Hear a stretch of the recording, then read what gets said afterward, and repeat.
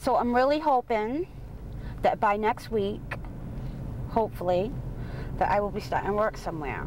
Tammy Blanchard's putting in job applications anywhere she can. I have got applications on this whole street. She's filled out more than 40. Okay, another one down. And won't stop until she gets a job. I know that sooner or later someone's gonna crack and they're gonna give me that chance. But Tammy's not like most applicants. I love it. I feel so much more like myself. You know, it's great to be able to be out here and see the world moving around you. She doesn't go home after dropping these off. She's a felon, serving the remainder of her sentence at the Women's Reentry Center in Bangor. Here they prepare you to go outside. In Windham, you're just released. In order to be eligible for the reentry center, the women must have completed at least 4 months of their sentence and have a year or less remaining. They must also have completed any drug or substance abuse programs that are necessary, and they must be classified as low-risk offenders. It was all a matter of helping them meet what they want out of their own life. 38 women who started their sentences in Windham now live here. It's a lot like a dorm. There's a common area and bunk beds, a kitchen where they can cook their own meals, and they've traded in prison garb for their own clothes. There's also tough love. Our primary focus is to make certain that the women have the tools and the thinking process involved so that they will not reoffend. Becky Hayes-Buber says programs like this one work. While the national recidivism rate in the first 3 years is 67%, Buber says only about 20% of men in Maine who go through a reentry program reoffend.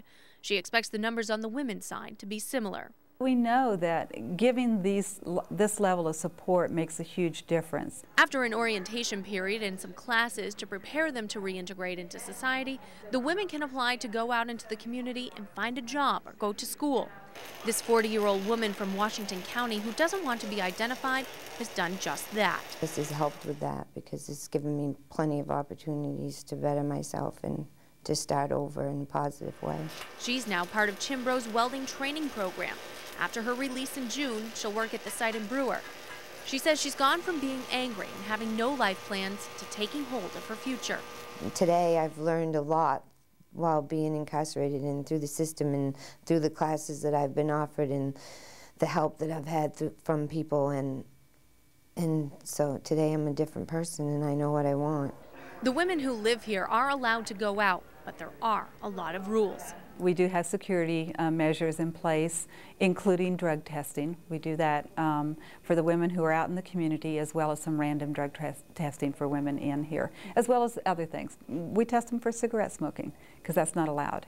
The inmates say this is what they need to keep them on the straight and narrow. I'm really looking forward to getting out this time. There's been some changes that I feel in myself. The classes that we do here, a lot of like cognitive behavioral classes that teach you to stop and think before you do something, you know, consequences, actions, consequences.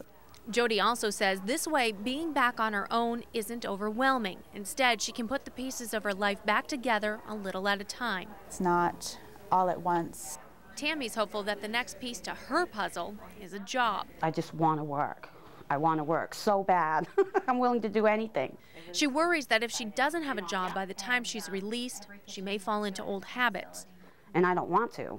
It's a scary thought. It really does scare me. But she's confident that with the support of the center's staff and her own tenacity, she'll succeed. This is going to be my last application for the day. Hopefully I'll get a call back from one of them. Getting her ready to live outside locked doors once again.